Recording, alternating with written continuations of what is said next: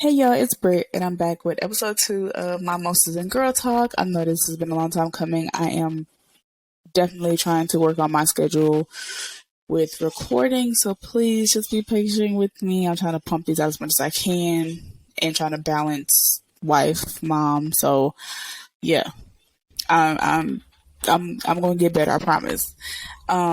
But this is episode 2, and the title of this episode is going to be the reality of motherhood. I talked about motherhood a little bit in my postpartum journey, a little bit in episode 1, but I wanted to kind of go into more detail about my like motherhood from my perspective, and just my struggles and stuff like that, and struggles I feel like that people are not talking about. So yep, episode 2. So let's get into it, man. So I just feel like there is no perfect timing on having a baby. There's no perfect timing on really planning to have a child. There is no perfect timing on like preparing. There's no proper preparation for a child. I mean, other than being financially stable, I just also feel like there is no way that you can properly prepare yourself for a child. Um, of course, I had my beautiful baby boy in 2020. I got pregnant in 2019, and that was a journey in itself. Chunk was planned, and I feel like once me and my husband just kind of let go of the planning with like, as far as like tracking my ovulation cycle and doing all of that stuff, I feel like it just kind of happened naturally once we both decided that we were just gonna flow with it and just, stop making the trying process a chore and just let it happen. So once we kind of switched our mind off of that's when it happened just naturally. And I definitely remember taking that pregnancy test after Jay telling me for days that I was pregnant. I didn't want to believe it. I don't know why I was in denial, but I was. but, I took that pregnancy test on a Saturday morning, and I think from that day forward, I have my mind kind of switched. I was They're very focused on like my health and staying like emotionally balanced and mentally balanced for the sake of my child. And it didn't become about me no more. It became about my son. Um, Even though we were preparing for a girl, Jay actually bought a whole bunch of pink stuff. I'm talking about pink bandanas, uh, pink blankets, some stuff like he bought was pink. Um, and I wore a lot of pink. I was definitely trying to manifest a little girl, but I really feel like God was like, you need a boy. And when I found out I was having a boy, I was definitely more terrified than what I would have been if I was raising a girl. I feel like people have this notion that because you're having a boy, they're a lot easier to, deal with, and you don't have to go through the struggles of like raising a woman. I feel like raising a son is just as important. Um, Definitely more. A lot goes into being a parent in general, but I really feel like a lot more kind of goes into raising a son than it does a girl. That's just my personal opinion.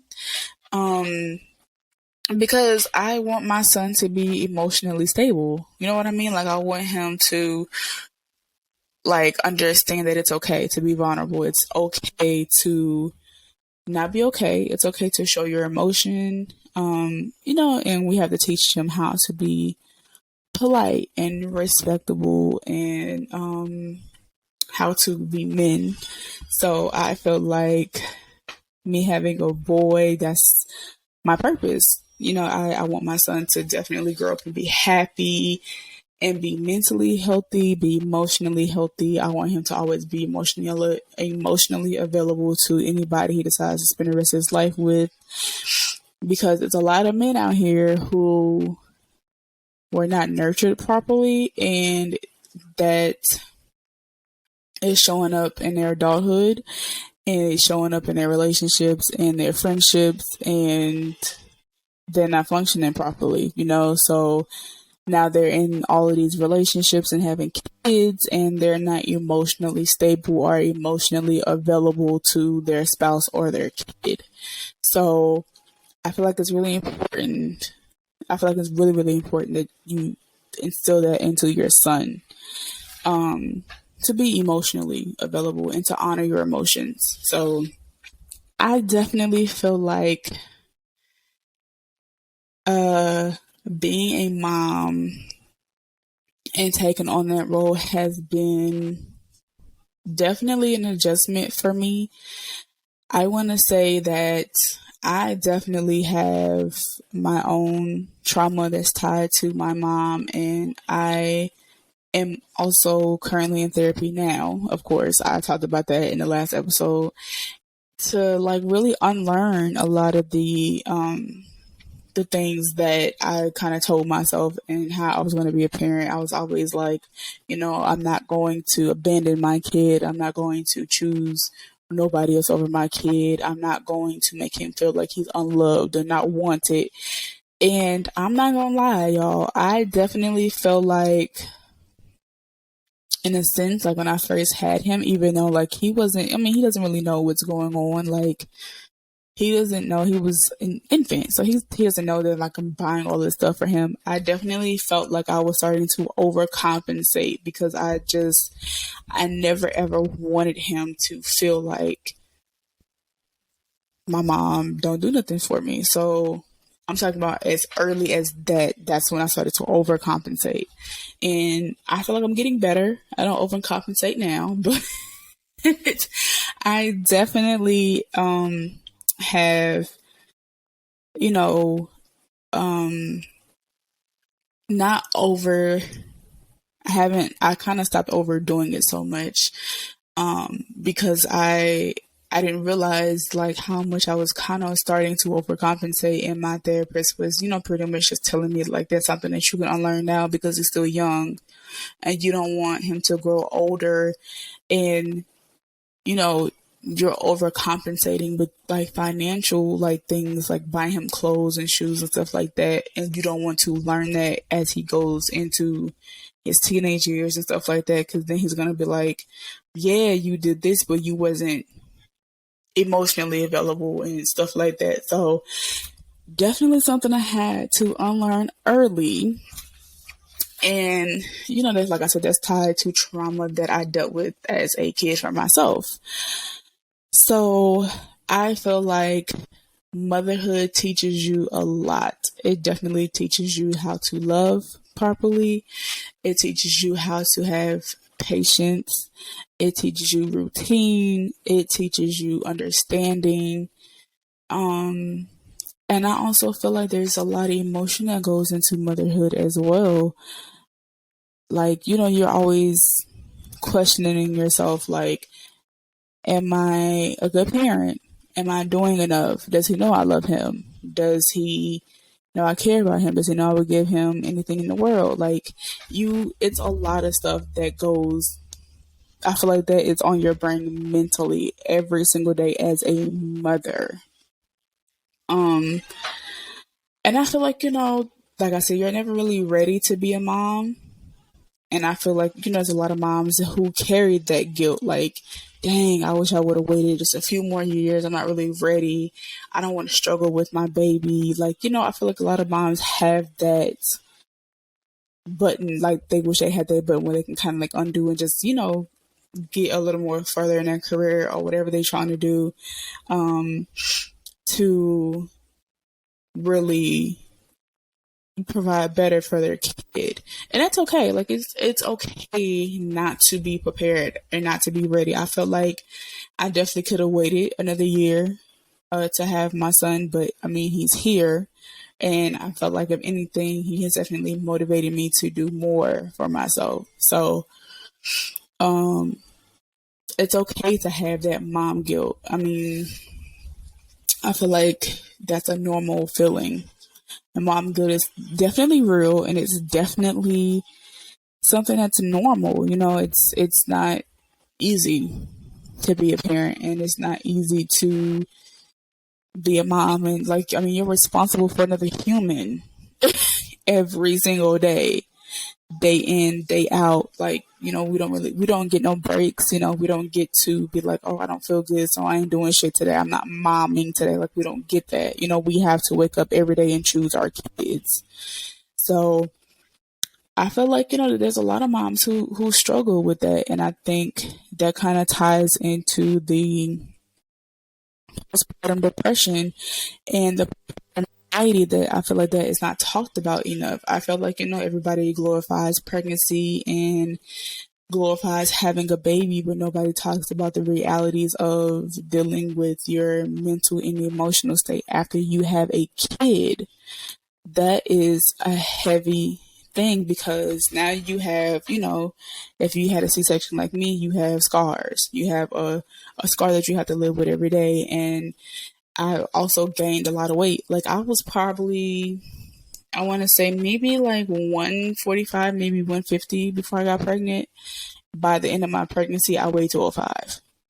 And after I had my son, I was probably like 190. I was teetering between 200 and 198.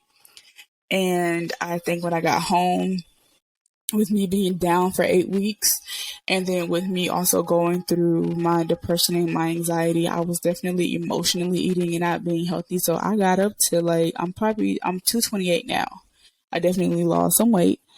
But this is definitely the biggest I've ever been and the thickest I've ever been. So it's an adjustment. Like, you really have to like look at yourself in the mirror and like, damn, like, my titties don't sit up the same. Like, I got a little bit more cellulite. I got a little bit more thickness to me. Like, my stomach, I still got my little bulge, and like me, I have ab separation. So some stuff like I don't feel comfortable with wearing because I feel like I still look pregnant. So, it's like that takes a toll on you anyway, because let's just be real about it. Like, women, we pride ourselves on our bodies and our looks. Like, we know we bust our ass in the gym to look good for ourselves. And, we do our hair and wear our hair a certain way. And, we just, having a kid kind of strips away your whole identity and your whole body as you knew it. So that takes an emotional and mental toll on you, because you're just looking at this person every day in the mirror like, who the fuck am I? Where did this body come from? And let's just be clear, like, not everybody has the snapback gene. Not everybody has it. Not everybody has I just had a baby 6 weeks ago and my stomach's flat. Not everybody has that. I didn't have that. I mean, granted, my son was 11 pounds, 11 ounces. I don't think I would have snapped back even if I did have that gene. I had to have a C-section.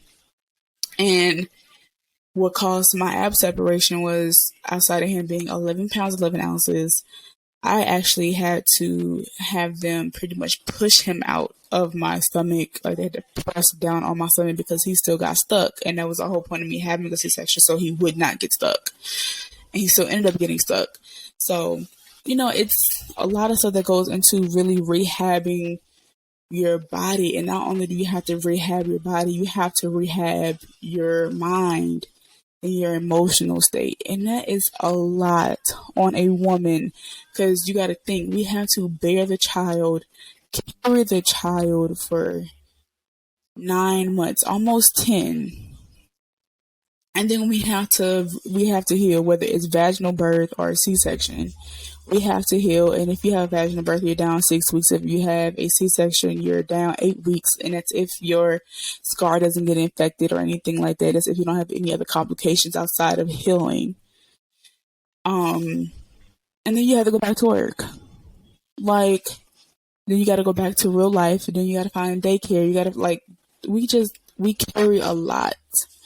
And so, like, when we ask for grace and patience, that's exactly what we need, grace and patience, because we are trying to figure ourselves out on type of be women on top of being a girlfriend or a wife, and on top of trying to find the balance of doing that, momming a new infant child, healing, preparing yourself to go back to work, trying to maintain a good household, trying to be a good spouse as well. Like that, all of that stuff goes through our head, and then it's the guilt of like, what if my spouse doesn't love me the same? What if my partner doesn't look at me the same because I look like this? And, it's just all of those thoughts that kind of go in your head.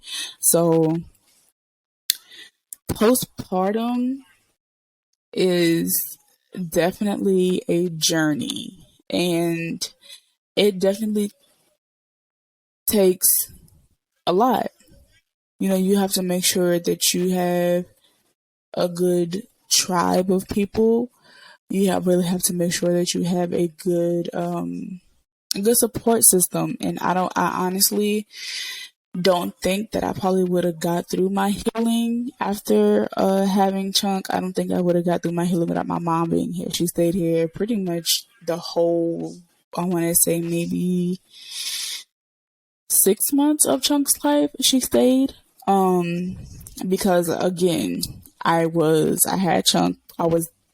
We were locked down. I had him, and then we went into lockdown. I want to say maybe 3 weeks after having him, and then Jay was working, and I had my bonus kid here too, so that was just a lot to deal with, like dealing with an infant, trying to heal from a C-section, trying to figure out how to navigate through this pandemic. And then I had my bonus kid here who was also home, who was doing online schooling at that point because he had stayed with us through his school year that year. And, they closed down the schools and stuff like that. So it's a lot. It was a lot. So having a good support system after you had a baby is super, super, super important, because you can't do it by yourself. You absolutely cannot do it by yourself. And for the women who don't have that, who deal with it by themselves, who healed and like really adjust by themselves, I take my hat off to you, because you are a strong bitch. You should be really proud of yourself, of how far you've come if you're doing it by yourself. I'm talking about no spouse, no help from family. You are really out here thugging it by yourself. And if you are one of those women, kudos to you. Because bitch, let me tell you, it's hard. You are a strong ass woman, and you should be really proud of yourself if you're doing it by yourself. It's just, finding your way after having a kid is a journey. And I feel like the hardest part of my journey was really believing in myself again and really finding my purpose again. And I had so many people tell me, like, maybe your purpose is to just be a mom right now. And after praying on it, I really feel like that's my purpose. I mean, outside of doing my podcast and being vulnerable and authentic with y'all, I really feel like being a parent is right up there with that. And I feel like that's exactly what I'm supposed to be doing. I'm supposed to be at home with my kid. I'm supposed to be taking care of him. I'm supposed to be taking care of the house and taking care of my husband.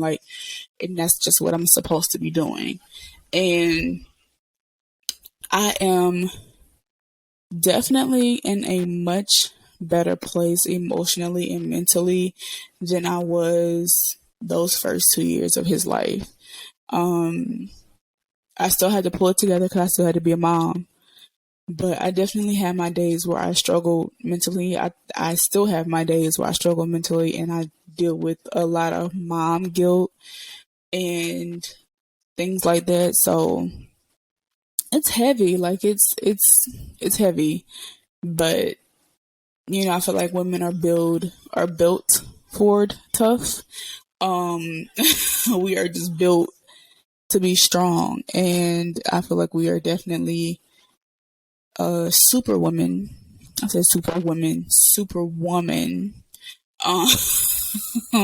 We are definitely super mom. Like there's truth in that title.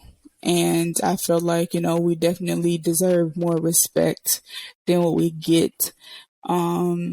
Especially single mothers. I feel like single mothers who have to do it by themselves every single day, that shit is tough. I couldn't, it's hard to just wake up every day, have to get your kids ready. If you have multiple kids, get them ready for school, get them ready for daycare, drop them off, pack the lunches. Like, you have to do that by yourself day in and day out. And that is a lot. So I definitely feel like these men definitely need to put a little bit more respect on our names when it comes to this shit, because and if you're a stay-at-home dad, I take my hat off to you, because you know how that shit feels. It's definitely not easy every day. It's definitely more than just sitting in the house every day if you're a stay-at-home dad, especially if you're a stay-at-home mom. We do everything. We cook, we clean, we do the laundry, we pick up toys all day, we run behind the baby all day, we schedule appointments, we balance the books, stuff like that. So it's definitely not the easiest thing to do, but we do it. So I definitely take my hat off to the stay-at-home moms. I'm one of them, and the stay-at-home dads who do this every single day. And then one last thing I do want to touch on too is if you're dealing with a child who is special needs, I watched my dad take care of my little sister who's autistic. She actually has Steven Johnson syndrome when she was born. She got burned inside and out, and it caused a lot of physical issues, and then also, mental issues as well. And, she's autistic, and watching my dad parent her was definitely something that I take my hat off to. My dad was definitely somebody that he was a role model as a parent for me. So I definitely understand what goes into being a parent for a special needs child. And I'm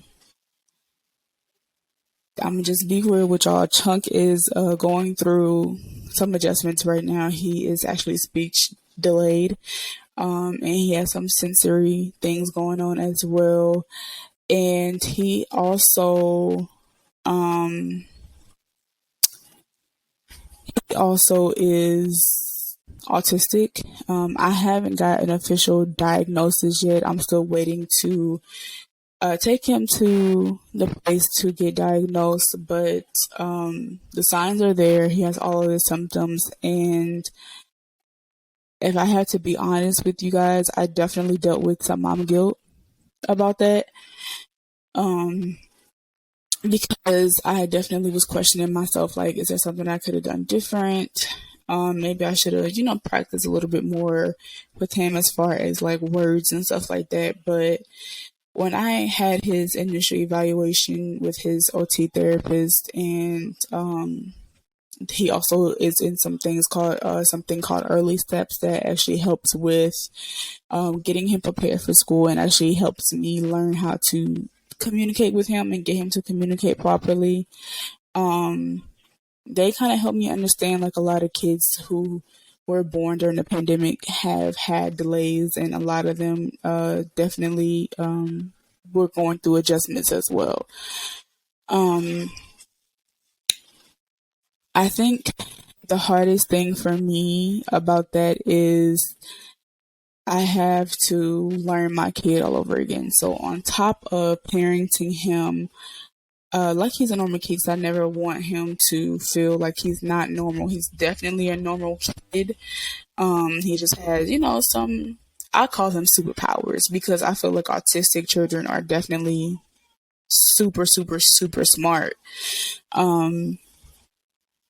But I definitely dealt with mom guilt, and I having to learn my kid all over again, and having to learn ways to communicate with him have been not really a challenge, but it's been really eye opening.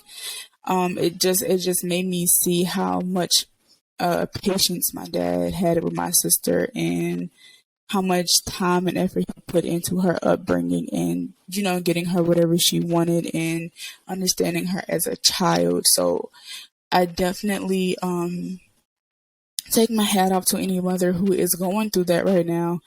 It's okay that if your child is not developing on the level as other kids, that doesn't mean your kid is any uh it's not bad. It's not don't be embarrassed to seek help or say something, because I feel like a lot of moms are often embarrassed because their kid needs extra help in school, or they need to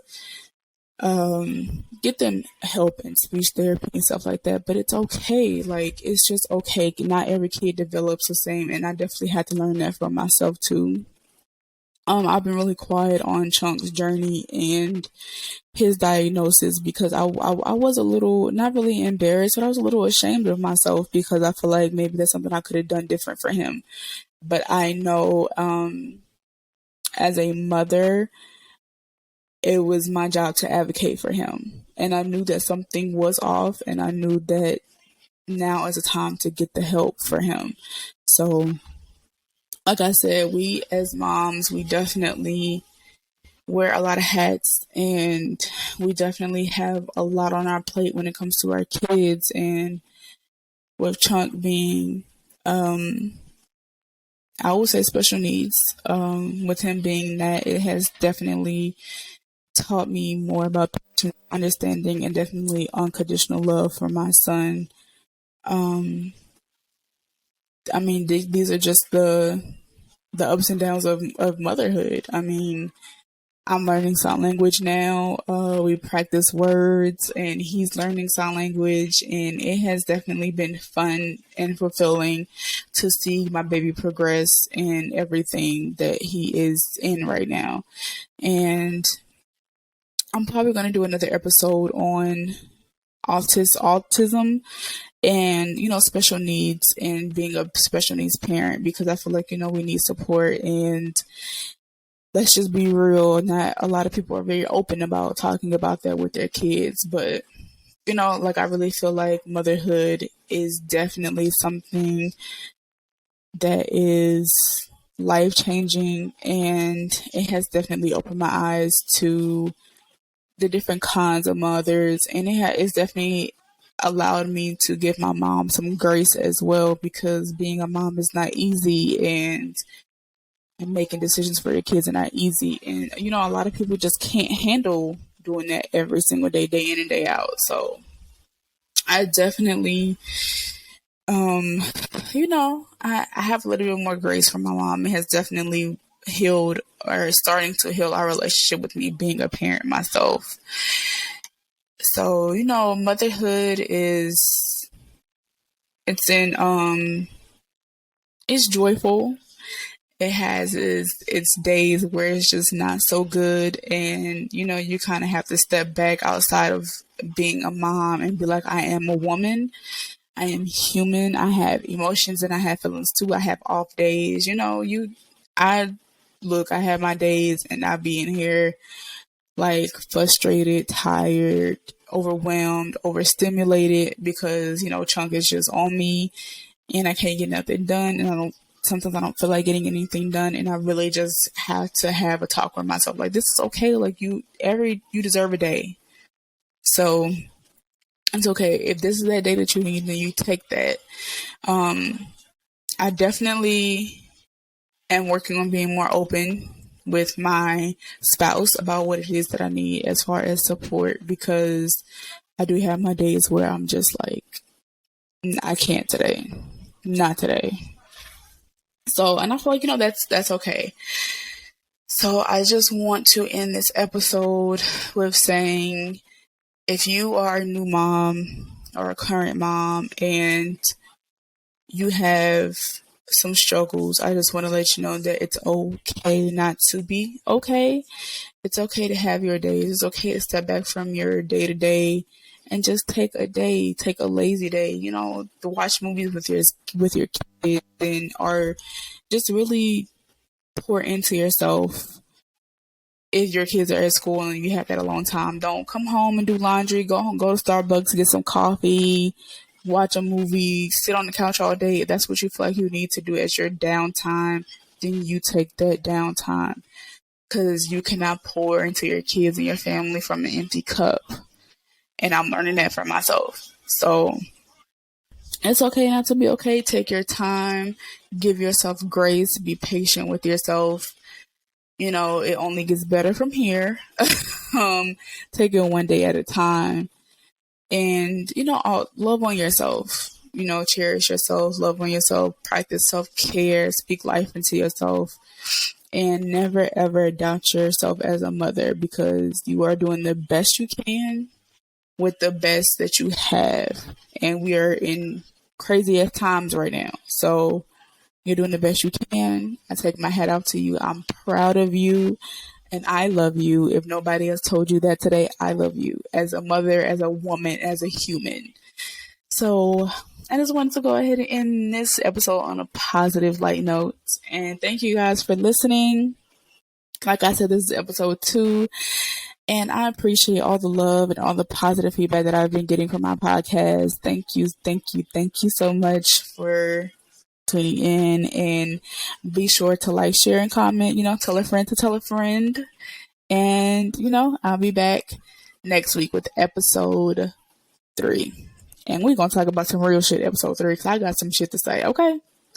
Y'all be easy. Love you guys.